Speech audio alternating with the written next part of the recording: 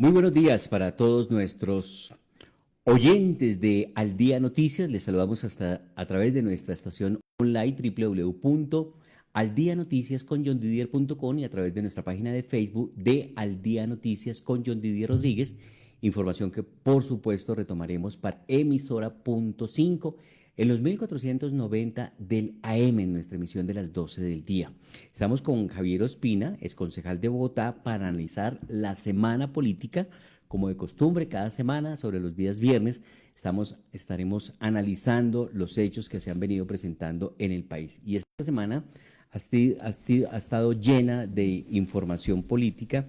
Cerramos con el escándalo de corrupción de la Unidad Nacional de Gestión del Riesgo, que ya está en los estrados judiciales, donde Olmedo López y Sneider Pinilla han afirmado que Carlos Ramón González, entonces director del DRAPE, hoy, que es el Departamento Administrativo de la Presidencia de la República, hoy director del Instituto Nacional de Investigación, pues fue el que dio la orden de pagar coimas, de entregar dinero a congresistas. Se habla de 4.000 millones de pesos, 3.000 para Iván Name y 1.000 para Andrés Calle de la Cámara de Representantes.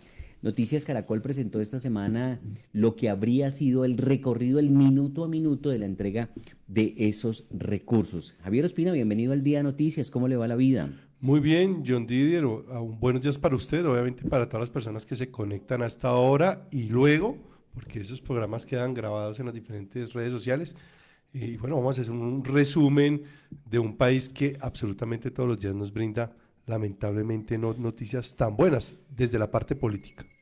Bueno, dicho el presidente de la República, que le ha salido al paso a estas informaciones que se han logrado publicar en medios de comunicación, Sí. que Ricardo Bonilla es inocente, porque en las informaciones y pruebas que están entregando Sneider Pinilla y Olmedo López, pues aparece el ministro de Hacienda, Ricardo Bonilla, como el que solicita algunos proyectos, los desembolsos para algunos proyectos que son los que están involucrados en este escándalo. Sí, pues recordemos que ellos hablan de un cónclave que hubo en el inicio, como en la génesis de todo este escándalo, que estaba involucrando inicialmente pues a Olmedo López, a Sneider, ya en un escalón bajo, ¿no? Recordemos que es que hay varios escalones, ¿no? Entonces vamos de arriba hacia abajo.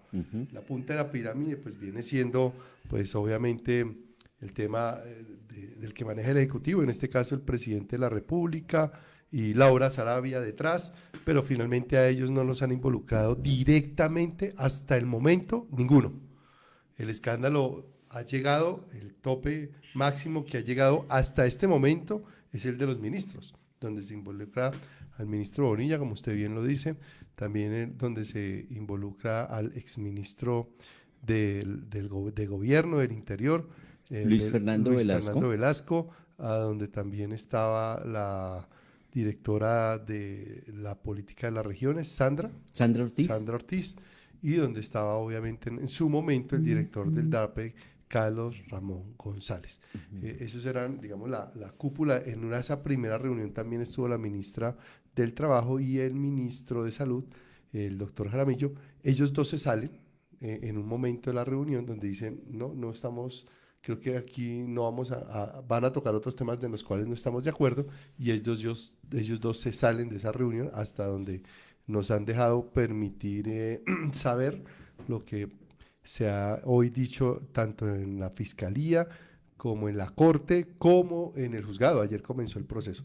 Entonces, digamos que en esa primera cúpula que hay están funcionarios de alto nivel, como son los ministros, hay otros de segundo nivel, ahí está Olmedo López, aunque Olmedo López viene siendo también un funcionario de primer ministro porque era director de la Unidad Nacional de Riesgo, entonces pasa a ser del primer escalón, y abajito de ellos ya está Sneider Pinilla y otras personas más que cada vez se involucran mal. También ayer habló el empresario muy arrepentido, llorando, porque obviamente no solamente está vinculado él, sino también su núcleo familiar. Entonces es compleja la situación para esa persona también, y otros empresarios que también están involucrados dentro de esa telaraña nefasta de corrupción que se generó en este gobierno. Entonces, en ese orden de ideas, hasta hoy sale a dar declaraciones el ministro Bonilla diciendo pues que obviamente no tiene nada que ver, y él argumenta unas razones válidas para él. Esperemos que también sean válidas para la justicia, para la opinión pública, pero yo lo veo difícil. Yo lo veo difícil porque aquí hay similitudes con casos anteriores de gobiernos anteriores, donde en su momento hubo condenas también a altos funcionarios como ministros. Hace usted referencia en la administración de Álvaro Uribe Vélez, de la GIDIS política, el país conoció el caso de la GIDIS política, que se dieron prebendas, que se dieron dádivas, notarías, en proyectos a congresistas para que votaran la nueva reelección del presidente Álvaro Uribe Vélez. Fueron a la cárcel Sabas Pretel, ministro del Interior, Diego Palacio, de la Protección Social en su momento, y algunos congresistas también fueron también el secretario privado. El secretario privado. En su momento también esto. Entonces, fíjese que lamentablemente esas conductas se venían repitiendo. Y este gobierno llegó con una bandera, que fue acabar con esas malas costumbres. Y finalmente no, por el contrario, se incrementaron de una forma más descarada, que es lo que hoy vemos, ¿sí? Porque se utiliza la Unidad Nacional de Riesgo, una entidad que no está regida por la Ley 80, no necesariamente, sino contratación directa, donde el dinero sale mucho más fácil y donde esos entramados de corrupción pueden tener al final un resultado mejor para los bandidos. Bueno, se estaría repitiendo la historia, pero la diferencia que uno puede establecer allí es que en el gobierno Uribe querían comprar congresistas con dádivas y contratos. Sí. Este los quiere comprar en efectivo, con maletines. Sí, adicionalmente aquí no solamente se están enriqueciendo congresistas, ¿no? Sino también los funcionarios que van. O sea, eso es un carrusel prácticamente de corrupción, porque desde la punta más alta hasta la punta más pequeña, hasta la punta más delgada, digámoslo así, se ven hoy involucrados en la obtención de dineros ilícitos, que no le pertenece a ninguno de ellos, sino a todos los colombianos. Y yo creo que, John Didier, hay que hacer un llamado a todos los colombianos que es que esto nos duele a cada uno de nosotros. Usted no paga impuestos simplemente porque tiene una casa, una finca, un carro, un avión, un yate, ¿no? Usted paga impuestos cada vez que va a la tienda de su barrio y compra algún elemento que tiene IVA, ¿sí? Cuando usted se sube a un transporte público y ese transporte público tiene una sobretasa en la gasolina, por ejemplo, en el diésel, ahí usted está contribuyendo a la pirámide impositiva de un país, a los impuestos. Entonces, así usted ponga un peso, así usted ponga 1.000 millones de pesos, todos somos afectados por la corrupción. Por eso nos debe doler a cada uno de los colombianos, porque es nuestro dinero. Y hasta que nosotros como ciudadanos, como sociedad, realmente no interioricemos ese mensaje, no vamos a poder cambiar profundamente todo lo que tenga que ver con la corrupción en este país. Sí, aquí no solamente los ricos pagan impuestos, también los pobres cuando van a un Éxito o a un Carulla a comprar una camiseta. Pero no nos vayamos a un Éxito o a un Carulla, porque yo le digo una cosa, las personas más vulnerables de esta sociedad no van ni al Éxito ni van al Carulla. Al de uno. Por ahí van al de uno, van a la tiendita, a la esquina de su barrio, donde generalmente el señor tendero les fía, ¿sí? Pero finalmente tienen que pagar.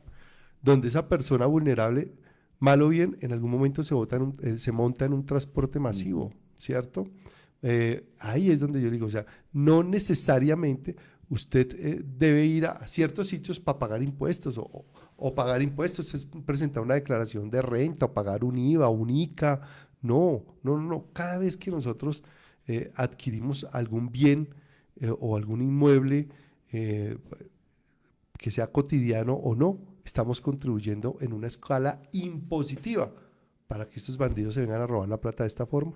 Dice Olmedo López y Sneider Mirilla que será un conclave como para delinquir, para poder saber a quién le iban a entregar los contratos incluso se habló de inventarse proyectos sobre obras que no se necesitaban. Vi la entrevista de Noticias Caracol que, entre otras cosas, no le hicieron esa pregunta al ministro. ¿Por qué se tenían que inventar los proyectos que no estaban bien estructurados? Y esa pregunta puntual no se le hizo al ministro, porque el ministro se defiende diciendo que son actos del gobierno y que es su función hacerle seguimiento a los proyectos donde hay inversión pública, tanto el Metro de Bogotá como muchos proyectos de municipios alejados de Colombia. Pues yo creo que es una buena noticia esa que nos acaba de dar el ministro, porque se ve un ministro diligente que le pone cuidado a la obra de infraestructura más importante que hoy tiene la nación, como es el Metro de Bogotá, pero también le pone cuidado a la de un municipio que no es tan importante como Bogotá. Entonces yo voy a ver al ministro haciéndole seguimiento casi a los 1.200 municipios que tiene. Es una buena noticia, un ministro diligente. Pero qué curioso que esos 3 municipios que a nadie les importa, digo, ¿a quién le importa esos 3 municipios? A esos congresistas que estaban en la comisión financiera del Congreso, coincidencialmente, ¿no? Porque los otros 1.190 y punta de municipios, se olvidó todo el mundo. Entonces no es comparar, él está comparando ahí sí peras con manzanas, como viene a comparar obviamente la importancia de la obra más importante en infraestructura que tiene Colombia, que es el Metro de Bogotá, dinero, ¿cierto? ¿No? 13 billones solamente vale esa obra, ¿sí? Pues con una obra pequeña de un municipio que estaba archivada hace 3 años, es que imagínense, estaba archivada 3 años, ay, se acordaron que estaba esa obra por allá. ¿Quién se acordó? Un congresista que le interesaba, un congresista que coincidencialmente estaba en la comisión financiera del Congreso. Usted que ha hecho política, Colombia está en mora de hacerle una modificación, una reforma al papel del congresista, porque desde hace rato los congresistas vienen patinando e impulsando proyectos en sus regiones. Y esa es como una labor que hacen los congresistas. Además de que se supone que son para hacer leyes, ellos lo que hacen es gestionar proyectos para la región. Ahí vimos el caso del senador Castaño, que ya falleció, que terminó condenado por también ser intermediario de contratos en los ministerios. Es decir, allí la puerta para la corrupción está abierta para los congresistas con este argumento de gestionar proyectos para las regiones.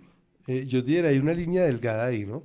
Usted cuando usted lo eligen por voto popular en cualquier corporación, sea un consejo, una JAL, Junta Administradora Local, un consejo municipal, una asamblea departamental o el Congreso, parte de las funciones, para mí la más importante, una de las más importantes es gestionar las diferentes carencias que tiene esa comunidad que a usted le dio la confianza, ¿sí? Una cosa es gestionar, ¿cierto? Y uno va y gestiona ante las entidades. Pero luego de gestionar yo no le puedo dar indicios al funcionario, oiga, venga, ejemplo, lo voy a proponer un ejemplo aquí en Bogotá para que las personas me entiendan.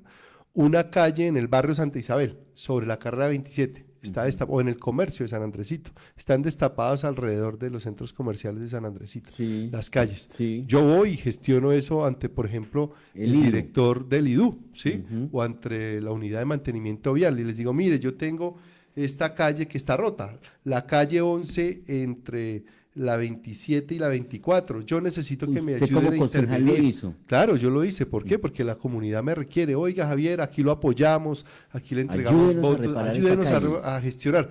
Yo voy a una mesa de trabajo con el IDU, con la unidad de mantenimiento vial, con la alcaldía local, y ayudo a que esa obra se priorice. ¿Y eso está bien? Eso está bien. Eso es parte. Para eso se elige a un representante de la comunidad. Sí, eso hace parte de las funciones y responsabilidades. Lo que no está bien es que después que se logre, digamos, gestionar que se intervenga esa vía, yo vaya y le diga al alcalde, oiga, yo tengo por ahí un amiguito que le puede hacer esa vía. Oiga, venga, le recomiendo esto. Eso sí es indebido, porque es facultad tanto del alcalde o del director o de la entidad que le corresponda intervenir lo que ya se pactó que se va a arreglar, pero bajo los parámetros de la ley de contratación. Que bajo la ley 80 de contratación se haga la adjudicación de la obra sin recomendados. Sin recomendados. Porque en esos recomendados va el CBY, ¿cómo voy yo? Ahí es la línea delgada que yo le digo, John Didier, que una persona, un servidor público electo por voto popular no puede pasar. O sea, yo voy y gestiono y les digo, oiga, vea, logré que eso se pavimentara, pero yo no fui y ni la hice, ni la contraté, ni recomendé a nadie para que la hiciera. Esa es la gran línea. No me importa, a mí no me importa. Mi función es... Mi objetivo es que arreglen la calle. Claro, mi función es cuando el alcalde le dice, o el funcionario dice, ¿sabe qué? Le voy a arreglar la calle. Listo. Y después verla arreglada, ¿cierto? Y que la arreglen bien. Esa sí es mi función, ¿sí? Pero mi función no es ni a recomendar, ni a hacer la vía, ni a decirle al alcalde cómo debe hacer la contratación. Esa no es mi función, ni al alcalde, ni a ningún funcionario de ninguna entidad. dijo el presidente desde Francia, que está en los Juegos Olímpicos, que Ricardo Bonilla es inocente. Oiga, pero y que es una calumnia. Oiga, John Didier, ¿cómo es posible que con este escándalo que hay, bueno, y otros, porque ese no es el único, ahorita no nos alcanzan los 40 minuticos que estamos aquí, de una semana? Sí, sí, claro.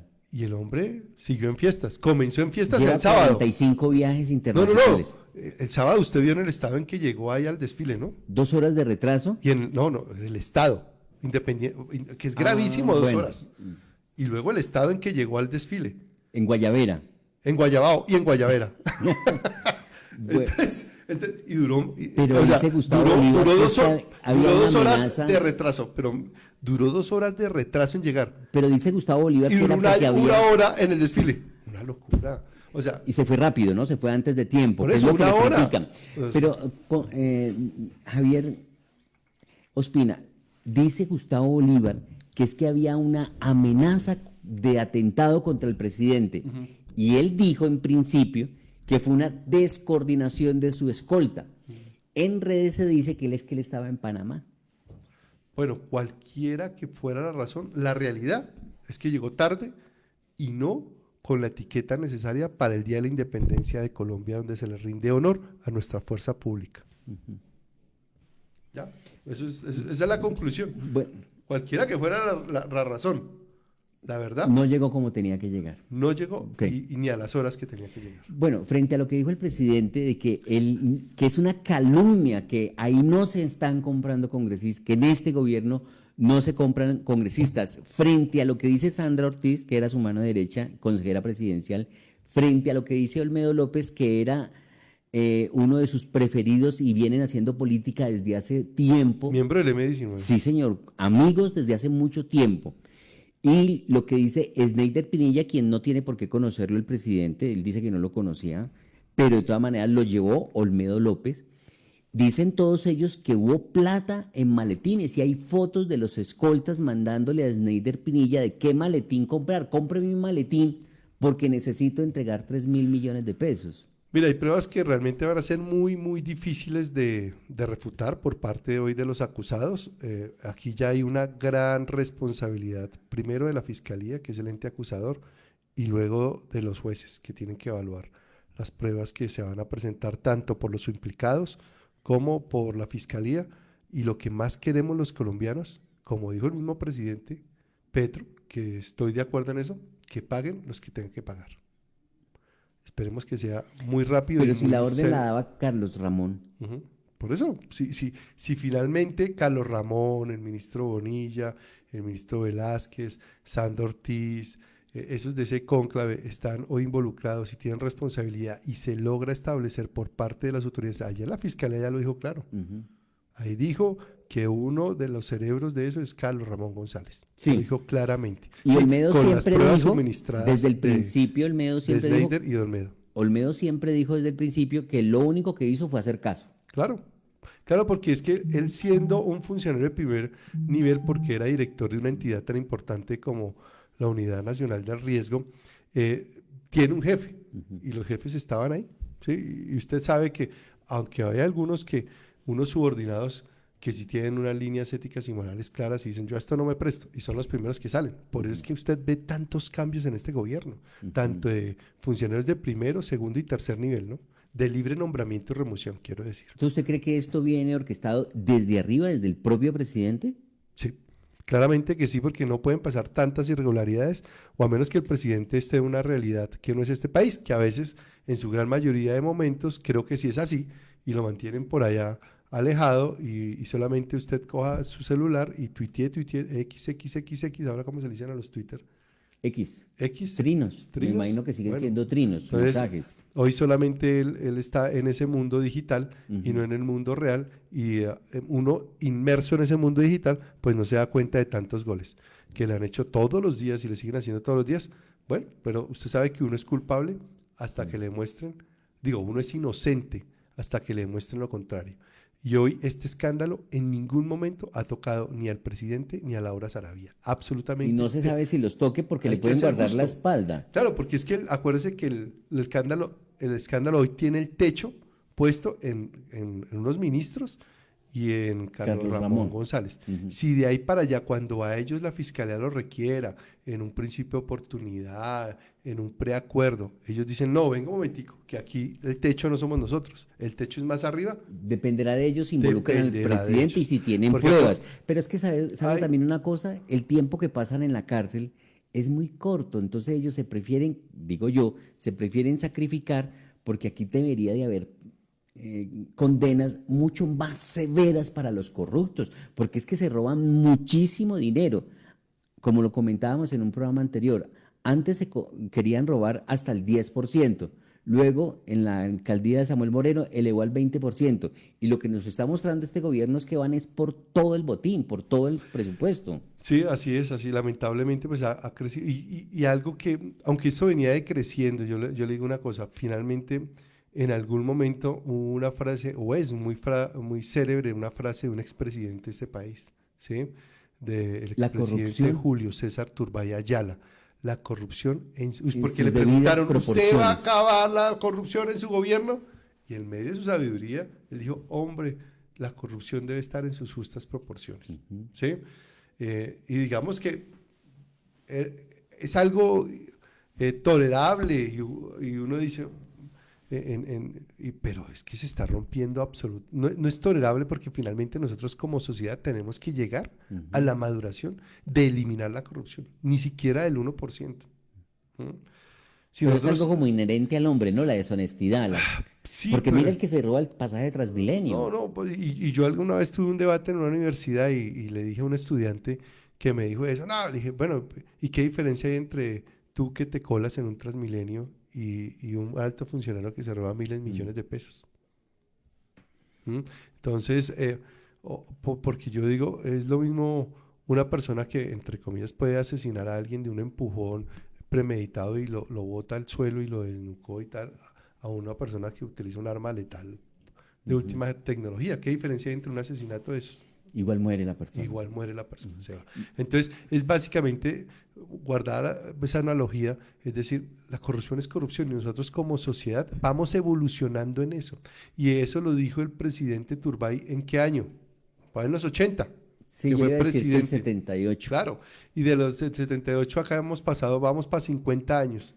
Y en lugar de tener esa corrupción en sus justas proporciones y disminuirla a cero, hemos cogido esa proporción, esa corrupción en sus justas proporciones y la hemos incrementado y la hemos potencializado. O sea, en vez de mejorar, en lugar de disminuirla a cero, la cogimos y la empeoramos. Sí. Entonces, a lo que voy es, nosotros no, como sociedad, no podemos ser permisivos con ningún tipo de corrupción, empezando por la colada de Transmilenio. O ir a sobornar a un agente de tránsito que nos para o a un policía a que no nos ponga el parte. Sí, estamos siendo el hazmerreír a nivel internacional también, ¿no? Mire lo que pasó en la Copa América. Noticia de hoy, capturados los colombianos, unos colombianos que pensaron que porque se lograron colar y no ser capturados en su momento, no los iban a coger. Hoy las autoridades de Miami están capturando y metiendo a la cárcel a otros colombianos que se colaron en el partido sin pagar. Allá el delito es delito y lo tiene que pagar. Sí, obviamente no van a coger los 7.000 colombianos que presuntamente se colaron al partido, pero sí algunos como ejemplo. A los que logren identificar. Claro, que finalmente eso es importante hacerlo, porque la justicia hay que respetarla aquí o en cualquier parte de este mundo donde nos rija. Y mire lo que le está pasando a Armando Benedetti, que también fue noticia política esta semana, noticia político-judicial, porque allá hay un proceso ya investigativo de la justicia de España por violencia intrafamiliar. Se habla de que incluso les sacó cuchillo a la esposa de quien él dice se está separando en este momento. Sí, pues los escándalos de Armando Benedetti no son nuevos y menos de violencia contra la mujer. Él ya ha tenido varios episodios, este es uno de los primeros internacionales, pero aquí en Colombia ya los ha tenido lamentablemente y de otros malos comportamientos. No solo como ciudadano normal, sino como congresista, como embajador, porque acuérdense que a él lo retiran de la embajada de Venezuela por hechos también complicados. Ya no se lo aguantó, ni siquiera Maduro se lo aguantó. Y Maduro habló con el presidente Petro y dijo, no, venga, cámbieme este señor. Y lo tuvieron que cambiar. Que el mismo jefe de él en su momento, de la cartera de Relaciones Internacionales, se refirió a Armando, no hay que creerle a ese loquito Álvaro drogadicto, Leiva. Álvaro Leiva. Sí. Lo dijo, no lo dijo un periodista, no lo dijo John Didier Rodríguez, pues, porque después dicen, no lo dijo un periodista, lo dijo el jefe de él en su momento. El canciller Álvaro Leiva. Álvaro Leiva. ¿Qué dijo? Ese es un loquito drogadicto, ¿sí? Que no se le puede que creer. no se le puede creer. ¿Sí? Y a ese loquito drogadicto lo sacan de la embajada de Venezuela, ¿y hoy qué es? Le abrieron una embajada. Hay que recordar que esa de la FAO en Roma, que queda su sede en Sol, estaba cerrada hace muchos años, pues en esos procesos de recorte burocrático que tienen algunos gobiernos responsablemente, habían cerrado porque no era operativa. Esa embajada la reabren exclusivamente para ese loquito drogadicto. Declaraciones realizadas por Álvaro Leiva, ex canciller de este gobierno. Entonces va a ser muy difícil que como por ese talante, pues él ahorita que irán a hacer, me imagino que lo traen aquí a Colombia, le dicen, oiga, compórtese, y si lo tienen que retirar de esa embajada, lo retirarán de esa embajada, pero le abrirán otra, porque acá hay un pacto secreto, ¿no? Que de ese sí debe saber el doctor Petro, el presidente Petro, y su círculo más cercano, cuál es el pacto secreto y que le tienen tanto miedo hoy que hay entre el presidente Petro y Armando Benedetti. Pues él habló en las grabaciones con Laura Sarabia que se filtraron de 15.000 millones de pesos que él consiguió.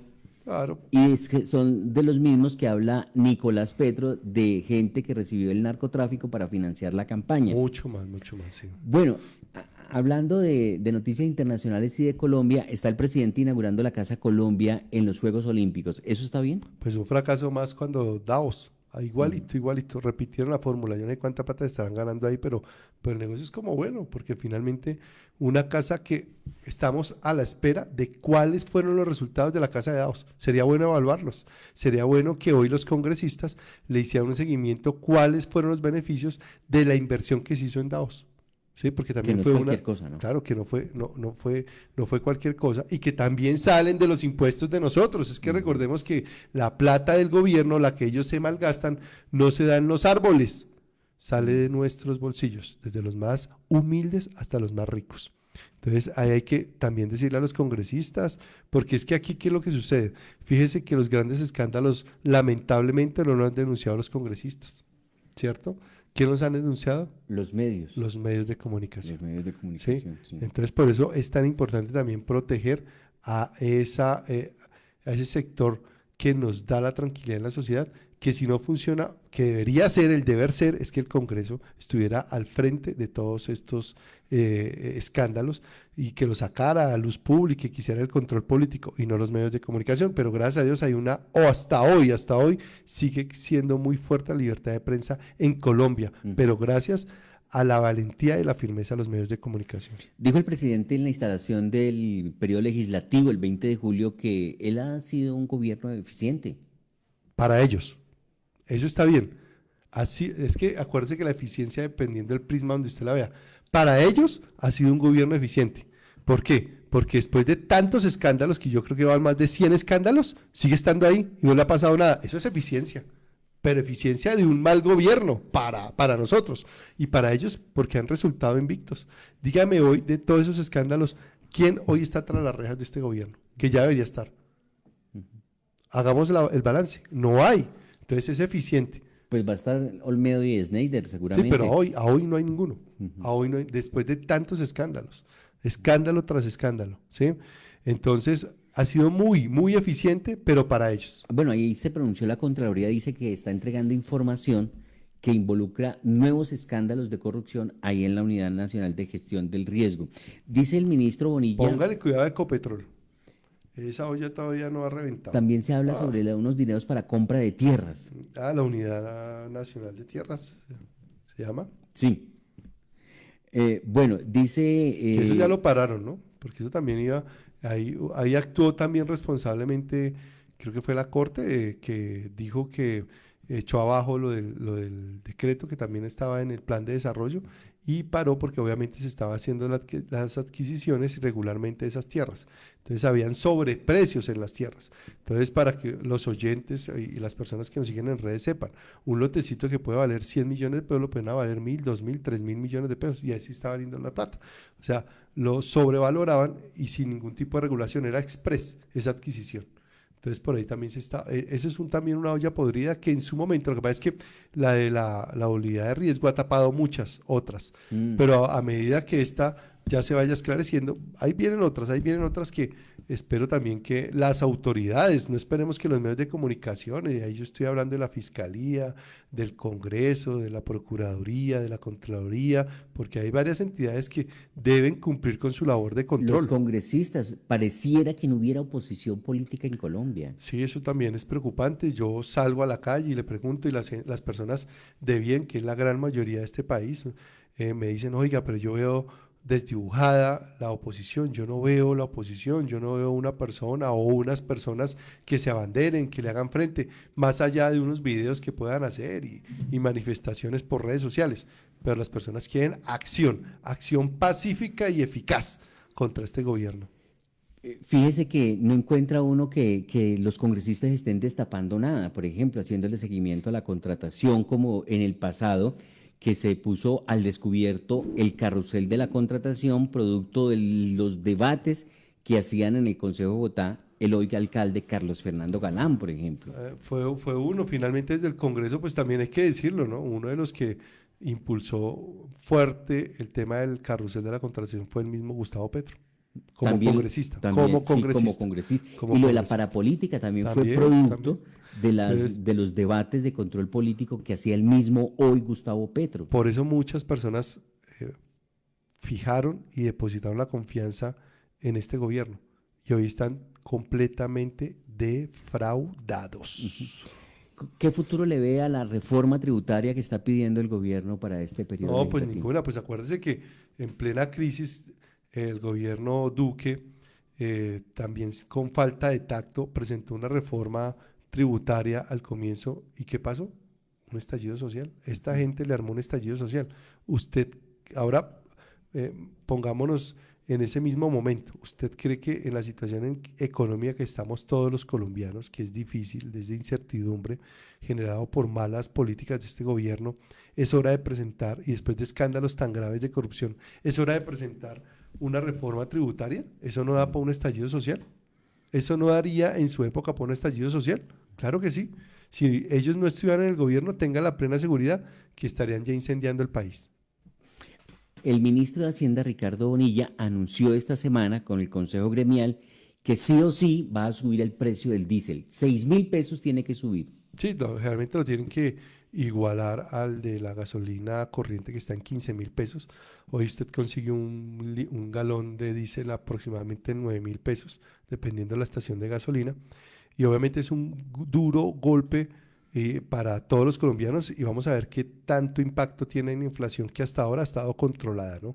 Pero si ellos suben 6.000 pesos al diésel, ¿quién consume el diésel? Pues el transporte pesado de este país, ¿cierto? Generalmente ese transporte pesado es el que hace todo el tema logístico de alimentos, exportaciones, importaciones de nuestra patria. Entonces, pues bueno, esperemos el impacto que pueda tener esa decisión, que finalmente la tienen que hacer porque ha sido un fracaso el tema de la reforma tributaria que ellos presentaron al gobierno. Eso se ha ido desmoronando poco a poco en las cortes, y porque pues se está totalmente desfinanciada, no se han apretado el cinturón, el gasto sigue manga por hombro, siguen gastando, siguen robando. Entonces, pues, ¿quiénes vamos a pagar? Nosotros, usted, Juan Pueblo y yo. Y todas las personas que nos están viendo, desde la persona más humilde hasta la persona más rica, ¿sí? ¿Por qué? Porque la persona más humilde se sube en un Transmilenio y los que no son eléctricos, ¿adivine con qué gasolina los llenan? Con diésel. Con diésel, claro. Eso. Es que todo va a impactar. Entonces, todo impacta. Mire, por eso es conciencia, Didier, hombre, nosotros los colombianos debemos estar muy atentos y entender, importarnos la política, ¿sí?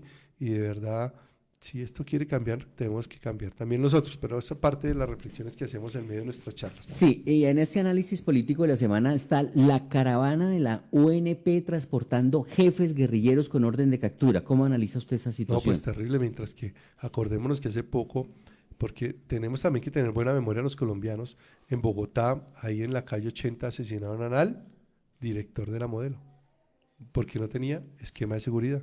Y hoy una caravana de 7 camionetas blindadas transportando guerrilleros que tenían obviamente órdenes de captura suspendidas, pero lo más grave, habían otros que no las tenían suspendidas, iban ahí, y no iban no solo ellos, iban armas, dineros, informaciones, cosas que no deberían ir en esas camionetas, sí, porque esas camionetas de la ONP debe ir obviamente los escoltas, protegido y nada más, pero no es ni para transportar armas, ni droga, ni dinero, ni cosas que no deben estar ahí. ¿Qué hacían esas personas? Pero eso es una de las cosas agravantes. Uno, que se estaban utilizando o se están utilizando mal esos esquemas de seguridad, mientras que otras personas que sí los necesitan, fíjense, son asesinadas, asesinadas. Y lo otro que me preocupa es que la fiscal general de la Nación al otro día salió ahí diciendo unas declaraciones que no, o sea, que uno las lee y las entiende, que es que las personas que están con esquemas de seguridad pueden hacer de todo, y más los guerrilleros que tienen licencia, como James Bond, dicen que armadas y no, eso no puede ser. A menos que tengan salvoconductos, pero las armas que se encontraron en esa caravana no tenían salvoconductos. Dicen en el Congreso de la República que a los alcaldes del país amenazados les dan un botón de pánico. Y que a los guerrilleros sí les ponen escolta y camionetas. Adivine quién está y además, amenazando. ¿cuánto vale cada camioneta con su respectiva escolta y la gasolina? Pero adivine quién está amenazando a los alcaldes.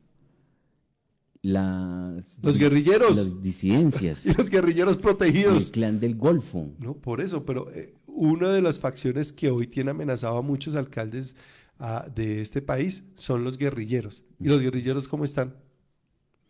O sea, fíjese este mundo al revés. Los guerrilleros que amenazan a los alcaldes, que deberían estar protegidos, no están protegidos. Los guerrilleros que amenazan están protegidos. O sea, los victimarios... ¿El mundo al revés? El mundo al revés. Los victimarios protegidos y las víctimas desprotegidas. Protegidos por el Estado, por este gobierno, porque el gobierno hace parte del Estado. Y adivine, ¿quién paga esas camionetas? ¿Quién paga esos esquemas de seguridad? Todos lo pagamos. Salen del sueldo de los congresistas, de los funcionarios, del presidente. De nosotros. Volvemos a la génesis. Sale que cuando usted va a la tiendita ahí de la esquina, le dice al señor que le fíe la libra de arroz, o como en la costa que deme 100 gramitos de azúcar. Entonces de ahí salen nuestros impuestos, ¿cierto? Y de ahí sale para pagarle para que cuiden a los guerrilleros y las camionetas y todo eso. Estoy buscando un trino del concejal Daniel Briceño, no sé si le di me gusta o un retweet de lo que es el costo de una camioneta, ¿vale? 25 millones de pesos mensuales más 8 millones la escolta.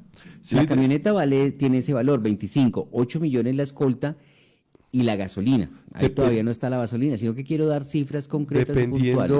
Dependiendo la ubicación del protegido. No es lo mismo una camioneta en una región metropolitana, urbana, capital de departamento, a una región apartada. Entonces, bueno, hay varias variables, pero sí, esas son las cifras, pueden estar entre 19 a 25 millones de pesos la camioneta, más obviamente los honorarios de los escoltas, más la gasolina. Ya lo encontré, afortunadamente. Dice Daniel Briceño, una camioneta blindada de la UNP le cuesta a los colombianos hasta 24.255.006 pesos. Sí, sin combustible. Va desde 19 a 25 millones, dependiendo la ubicación. Y cada escolta sin viáticos le cuesta al país 8, o sea, el salario, 8.653.801 pesos al mes. Sí. Por eso es indignante que usen esos recursos para transportar a alias Firu, cabecilla del Frente 36 de las FARC, y entrega los soportes en el trino de cuánto vale cada cosa. Quería dar puntual la información para no caer en imprecisiones, porque a veces a uno la memoria le puede pasar factura, pero acertera 24 es un guerrillero activo. El explosivista, el explosivista de las FARC, ¿sí? Del Comando Central, que ellos llaman ahora, ¿no? Porque ya no son las FARC, sino porque me dijeron que eso no existía. Comando Central.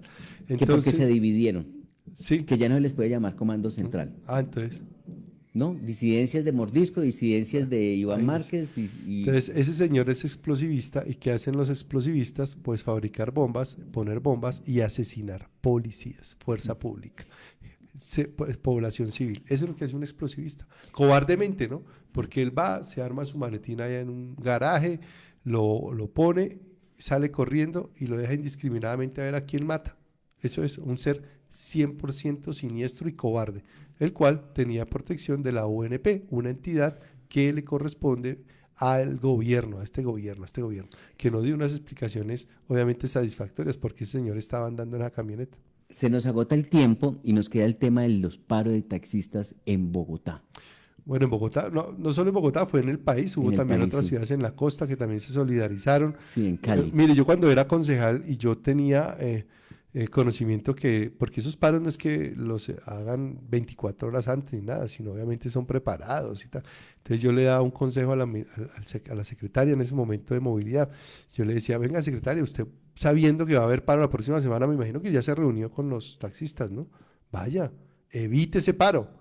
Y fíjese que no hubo paros como hace rato no había paros. No lo evitaron. No lo evitaron. Eso fue lo que dijo Hugo Espina, este paro se había podido evitar, ahora sí pueden hacer la reunión. Claro, pues que, mire, yo lo hacía porque es que esos paros son anunciados, John. Entonces usted 8 días, 15 días, usted dice, venga, me van a armar un paro, ¿quiénes son los líderes que están pidiendo, venga, sentémonos, y uno va conciliando. Pero tuvo lenta la administración, entonces coincide usted con quienes están pensando hoy que la administración de Carlos Fernando Galán es lenta. Hay cosas que se pueden evitar y los paros se pueden evitar, o sea, todos se sientan. Mire, yo he estado en muchas mesas de trabajo, con comunidades, con sectores, con gremios, y nos escuchamos, nos hablamos, uno como concejal o como congresista o diputado o edil, ese es su trabajo, ser como un intermediario, un facilitador. Aquí está la comunidad o la persona afectada, aquí están las instituciones. Venga, organicémonos, charlemos, qué mecanismos tenemos para darle soluciones, pero no esperar a que estalle un problema de estos donde miles y millones de personas nos vemos afectados, generalmente los más humildes. Estaba anunciado, como parece ser por lo que dijo hoy el alcalde en una entrevista también, que lo de ayer en la Universidad Nacional de atentado con explosivos estaba anunciado. Legítima defensa en persona propia y tercera. ¿Por qué? Porque lo del disparo de los policías. Claro, ese señor que era motorizado del sistema Transmilenio, que va por las troncales de Transmilenio, cuando ve que estos terroristas salen, porque no era una manifestación, partamos de ahí, no existía manifestación, salieron unos señores encapuchados de la universidad a obstaculizar. 2, 3, 4, 5. No era protesta. Atentado terrorista. Y no salieron con una pancarta. Uh-huh. ¿Con qué salieron? Encapuchados y con unas papas bombas. Uh-huh. Cuando el motorizado quiere evitar que obstaculicen Transmilenio, los tipos se vienen.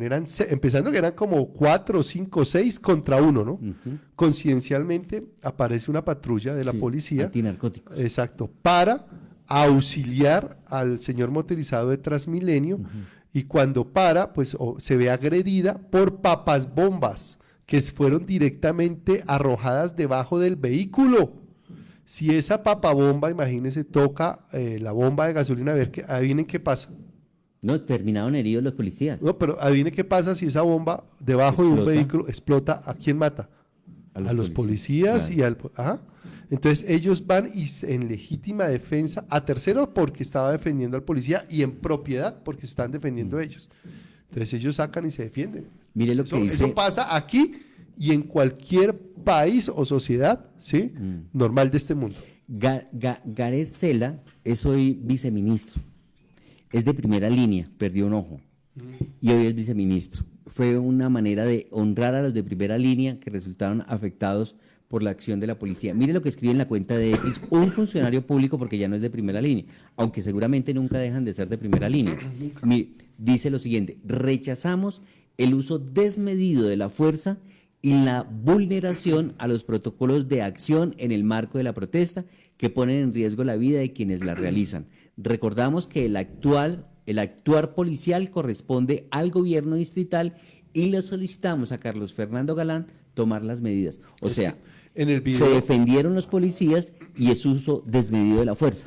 Pero usted dio la palabra concreta. Defendieron, porque ellos no llegaron disparando. Ellos no llegaron a la camioneta disparando.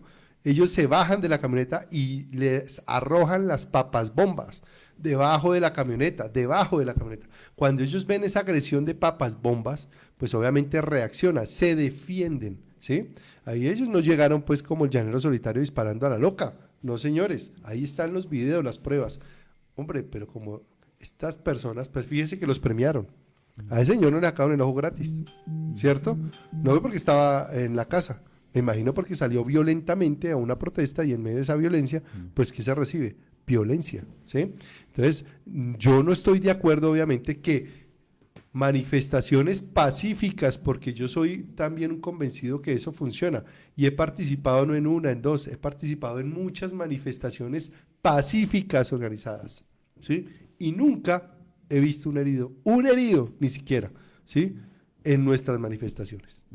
Pues bueno, de esta manera, con Javier Ospina, ex concejal de Bogotá, hemos analizado la semana política de todos los hechos que se han venido presentando en los últimos días en nuestro país. Muy amable, gracias por estar en los micrófonos de Al Día Noticias. A usted, John Dider, y por supuesto un maravilloso fin de semana a todas las personas que nos están viendo en las redes sociales. Y conciencia ciudadana.